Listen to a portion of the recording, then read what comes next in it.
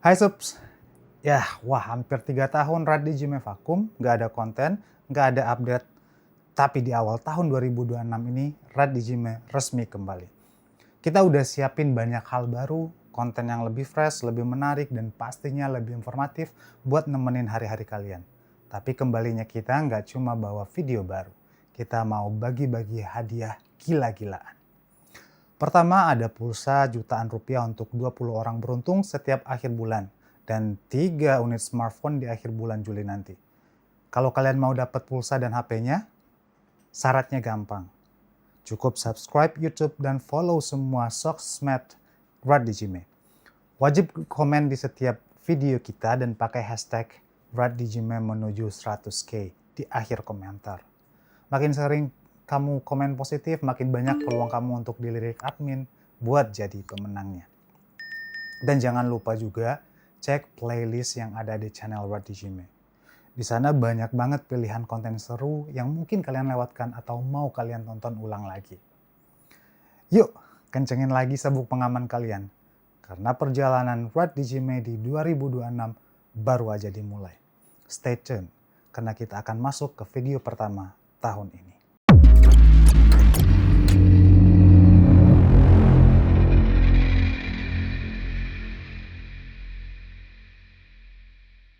Jujur saya merinding pas pertama kali lihat reels video tentang peristiwa di Caracas kemarin pagi. Langitnya yang harus gelap total tiba-tiba pecah sama kilatan rudal. Dan kalian bisa dengar suara tangisan orang-orang di balik kamera yang benar-benar nggak tahu apa yang sedang terjadi. Tanggal 3 Januari 2026 bakal tercatat sebagai hari di mana kedaulatan sebuah negara seolah nggak ada harganya di mata kekuatan besar. Hari ini kita tidak akan berbasa-basi karena situasi internasional sedang berada di titik nadir. Amerika Serikat baru saja meluncurkan operasi militer skala besar di wilayah Venezuela. Dan kabar yang paling mengguncang adalah penangkapan Presiden Nicolas Maduro oleh pasukan khusus dari kediaman pribadinya. Peristiwa ini bukan sekedar berita politik biasa, melainkan menyangkut nasib jutaan nyawa yang terjepit di antara kepentingan dua kekuatan besar. Saya telah mengumpulkan data primer, mulai dari analisis pergerakan pesawat siluman hingga laporan intelijen yang mulai bocor, untuk membedah fakta di balik operasi ini. Mengapa Caracas menjadi sasaran serangan justru di saat dunia sedang berharap pada perdamaian? Dan sejauh mana kepentingan cadangan energi dunia bermain di balik operasi ini? Mari kita bedah satu persatu.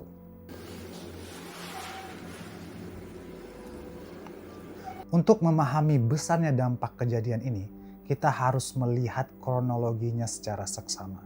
Tepat pada pukul 02 dini hari, waktu setempat, militer Amerika Serikat meluncurkan operasi yang diberi sandi Absolute Resolve, tanpa peringatan diplomatik sebelumnya dan tanpa persetujuan Dewan Keamanan PBB. Operasi ini berjalan dengan presisi yang sangat tinggi. Pesawat-pesawat siluman jenis F-22 Raptor dilaporkan masuk ke wilayah udara Venezuela tanpa terdeteksi oleh radar lokal. Sasaran pertamanya sangat spesifik, melumpuhkan seluruh pusat komunikasi dan radar pertahanan udara di pangkalan militer utama seperti La Carlota dan Fuerte Tiuna.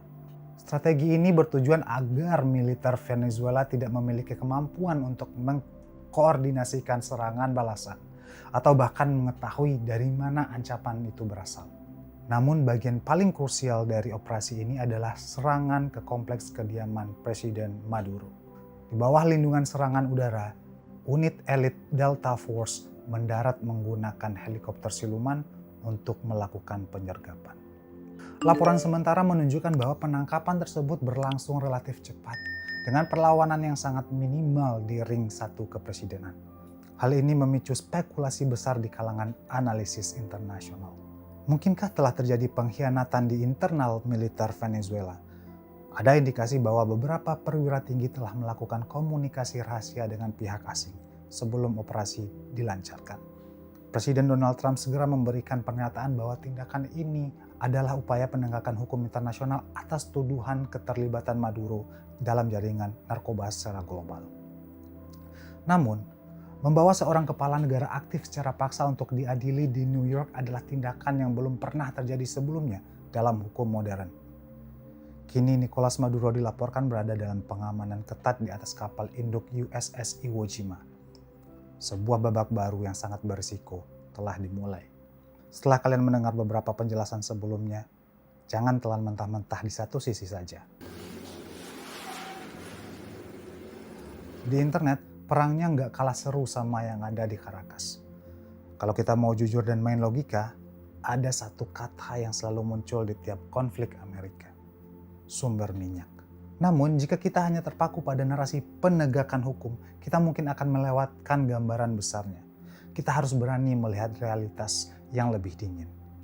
Venezuela adalah pemilik cadangan minyak terbesar di dunia. Selama bertahun-tahun, kontrol atas sumber daya ini berada di tangan pemerintahan Maduro dan menjadi alat tawar politik dengan Rusia dan Cina. Disinilah teori mengenai motif ekonomi mulai menguat. Banyak pengamat independen menduga bahwa penangkapan Maduro hanyalah sebuah pintu masuk bagi penguasaan kembali aset energi oleh korporasi multinasional Amerika Serikat. Ada informasi yang menunjukkan bahwa beberapa perusahaan energi besar telah menyiapkan rencana investasi ulang di ladang minyak Orinoco, tepat setelah pemerintahan baru yang didukung oleh Washington terbentuk. Pertanyaan yang kemudian muncul, apakah ini murni misi untuk memulihkan demokrasi atau sebuah manuver strategis untuk mengamankan keran minyak dunia yang tengah krisis energi global? Secara kriminologi politik, Amerika Serikat menggunakan pendekatan yang sangat taktis. Dengan melabeli Maduro sebagai penjahat narkoba, mereka dapat menghindari protokol perang antar negara. Mereka memperlakukan penyerangan ini sebagai sebuah operasi kepolisian berskala besar untuk menghindari kecaman hukum internasional di bawah naungan PBB. Ini namanya crime by proxy atau economic statecraft. AS nggak nyebut ini invasi, mereka menyebutnya law enforcement operation. Strategi ini dipakai supaya bisa menghindar dari jeratan hukum internasional di PBB. Jadi Maduro nggak dianggap sebagai presiden, tapi sebagai buronan kriminal biasa. Sangat cerdik dan licik. Namun legalitas ini tetap menjadi perdebatan sengit. Banyak negara termasuk Rusia mengecam tindakan ini sebagai bentuk pelanggaran kedaulatan yang sangat berbahaya. Terus ada lagi teori yang bilang kalau serangan kemarin itu sengaja dibikin berisik buat pamer ke Cina dan Rusia. Seolah-olah AS bilang, halaman belakang gue sendiri gue bisa ngelakuin apa aja. Dan kalian gak bisa bantu apa-apa atau berbuat apa-apa. Ini bukan cuma soal nangkep orang. Ini soal siapa yang pegang keran bensin dunia. Coba kalian pikir, kalau Venezuela tidak punya minyak, apa iya AS bakalan repot-repot nurunin Delta Force jam 2 pagi? Rasanya tidak mungkin. Satu sisi, para pendukung intervensi bilang ini adalah hari kemerdekaan buat rakyat Venezuela yang udah menderita kelaparan bertahun-tahun.